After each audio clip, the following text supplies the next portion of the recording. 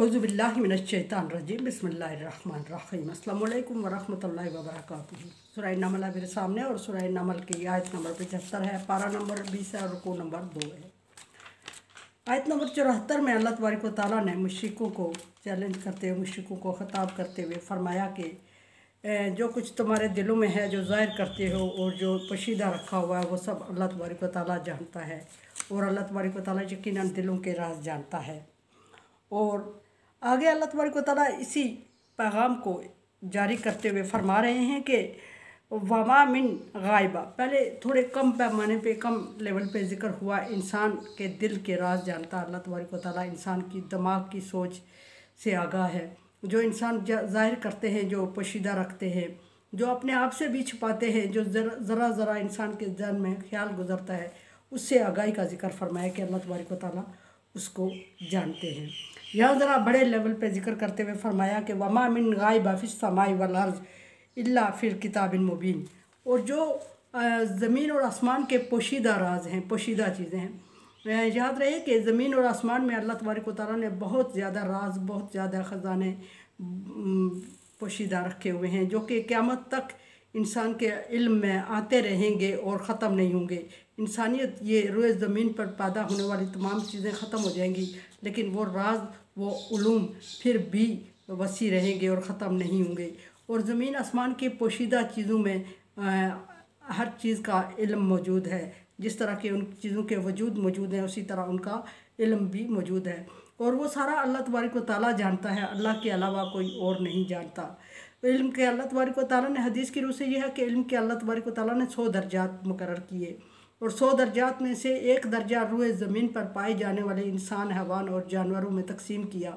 सबसे हाई जो लेवल है इल्म का, वो इंसान को तफवीज़ फरमाया फ़रिश्तों से भी बढ़ के। और उससे जो सबसे कम है, वो एक जानवर को इल्म होता है, जबिल्लत होती है उसको, और वो जानवर उस इल्म की वजह से अपने मुर्दा बच्चे पे भी पाँव रख के कभी नहीं गुजरता। ये उसकी सेंस और इल्म ही है। और 99 दर्जे अल्लाह तबारक व तआला ने इल्म के अपने पास रखे, और अल्लाह तबारक व तआला ही इल्म कुल है। उसके अलावा अगर कोई समझता है कि कोई नबी, वली, कोई बुज़ुर्ग कायनात का पूरा इल्म रखता है, तो ये अल्लाह तबारक व तआला के साथ शिरक है। अल्लाह के अलावा कोई नबी भी पूरी कायनात का तमाम इल्म नहीं रखता। इसकी मिसाल हज़रत खिज़र अलैहिस्सलाम और हज़रत मूसा अलैहिस्सलाम की एक मुज़ाकरात है, जिस पर मूसा अलैहिस्सलाम ने अपने आप को आलम कुल कह दिया। अल्लाह तबारक व तआला ने फरमाया, नहीं, तुझसे ज़्यादा जानने वाला। और फिर मूसा अलैहिस्सलाम ने ख्वाहिश ज़ाहिर की कि मैं अपने से ज़्यादा जानने वालों से मिलूँ, तो अल्लाह तबारक व तआला ने मुख्तलिफ़ ज़राए के इख्तियार करते हुए मूसा अलैहिस्सलाम को खिज़र से मुलाकात करवाई। और वहाँ जाके मूसा अलैहिस्सलाम को यकीन दहानी हुई कि हर कायनात में पाई जाने वाली हर एक चीज़ का अपना इल्म है, और कोई शख्स अगर किसी एक चीज़ के इल्म पर अबूर रखता है, तो यकीनन उसका दूसरा इल्म, उसका दूसरी चीज़ का इल्म उसके पास नहीं होगा। बिल्कुल उसी तरह जिस तरह खिज़र अलैहिस्सलाम के पास पानी का इल्म, बहर का इल्म था, और मूसा अलैहिस्सलाम उससे नाबल्द थे। इसी तरह जो मूसा अलैहिस्सलाम के पास ज़मीनी इल्म बर था, वह खिज़र अलैहिस्सलाम उससे नाबल्द थे।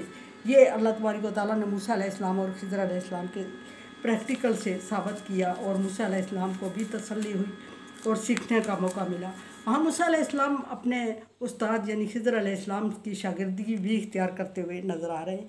बहरहाल वो दूसरी तरफ बहस है। फरमाया कि जो ज़मीन में पोशीदा ख़जाने हैं या जो चीज़ें हैं, उनका इल्म और उनकी हैयत, उनकी शक्ल, और जो आसमान में पोशीदा चीज़ें हैं, उनका इल्म, उनकी हैयत और उनकी शक्ल किताब मुबीन में, वाज़ेह और खुली किताब में, यानी कुरान पाक में उसकी वजाहत लिख दी गई है। ये भी याद रहे कि क़यामत तक जो उलूम आ रहे हैं, वो कुरान पाक में सारे समो दिए गए हैं। और इंसान की सलाहियत कम है। जो इंसान उन उलूम को हासिल करता है, उन पर दस्तरस हासिल करता है, उनको समझता है, और दुनियावी इल्म जो सामने आ रहे हैं, वो सारे कुरान पाक से रेलिवेंट है।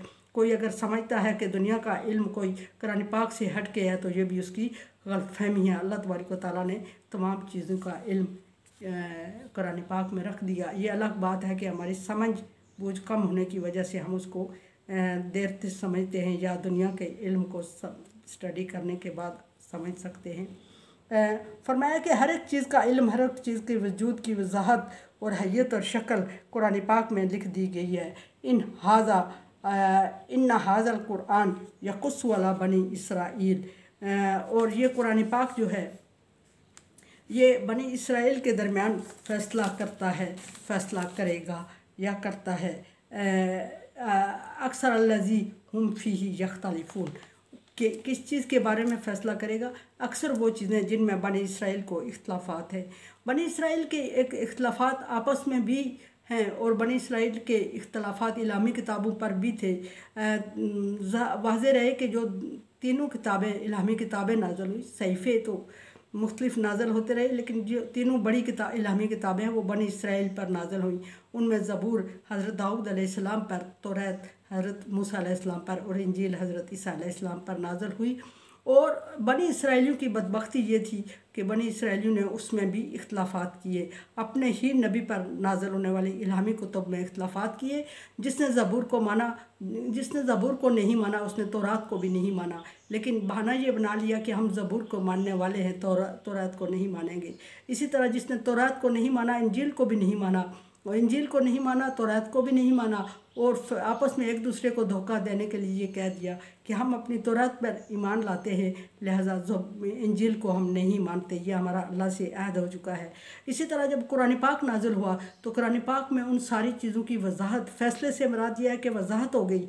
जिस चीज़ को तौरात वालों ने जुटलाया और अल्लाह का कलाम नहीं समझा, उसको कुरान पाक ने वजाहत कर दी, फ़ैसला कर दिया कि उसमें कौन कौन सी चीज़ें अल्लाह तबारक व तआला की नाज़िल करदा थी और कौन कौन नाज़िल करदा हैं और कौन कौन सी इन लोगों की अपनी उसमें ऐड की हुई है। इसी तरह तौरात के मानने वालों को और इंजील के इनकार करने वालों के लिए भी अल्लाह तबारक व तआला ने कुरान पाक में वजाहत दे दी कि तौरात में कौन सी चीज़ें हैं जो अल्लाह तबारक व तआला की नाज़िल करदा हैं और कौन सी उलमाए उस वक्त के आलम और मशाइख ने अपनी तरफ से डाल दी हुई हैं, और कौन सी इंजील में ऐसी चीज़ें हैं जो अल्लाह तबारक व तआला की तरफ से नाज़िल करदा हैं और कौन सी इंजील के मशाइख और उलमा ने इंजील में अपनी तरफ से ऐड कर दी हुई हैं।